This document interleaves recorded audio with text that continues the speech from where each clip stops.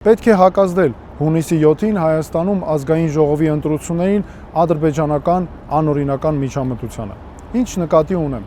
Վերջին ժամանակներս ադրբեջանական իշխանության բարձրաստիճան ներկայացուցիչներ Ադրբեջանի նախագահի, պաշտպանության նախարարության վերահսկողության ներքո գտնվող լրատվամիջոցներ հայտարարում են, որ պետք է ամեն ինչ անել, որպեսզի Հայաստանում իշխանությունը մնա այն ուժերի ձեռքում, որոնց գործունեությունը համահունչ է Ադրբեջանի ռազմավարական նպատակներին։ Դրանից բացի ահաբեկում են հայ ժողովրդին, սպառնում են պատերազմով, նշում են, որ տարածքային նոր պահանջներ կներկայացնեն, ակնհայտորեն նկատի ունենալով նրան, որ պետք է ամեն ինչ անեն, որ վերընտրվի Նիկոլ Փաշինյանը եւ ՔՊ-ն։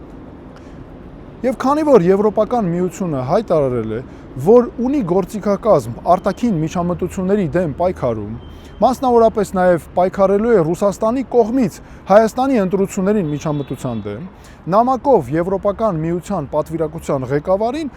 երկու հարց են բարձրացրել։ Առաջին, պետք է հայտարարել, որ կա Հայաստանի ընտրություններին ադրբեջանական միջամտություն, դատապարտել այդ միջամտությունը, ընդլայնել գործիքակազմը Եվրոպական միության, որով ընթացիկ վերահսկողություն կսահմանվի նաև ադրբեջանական միջամտության դեմ, որ կանխվեն բոլոր փորձերը։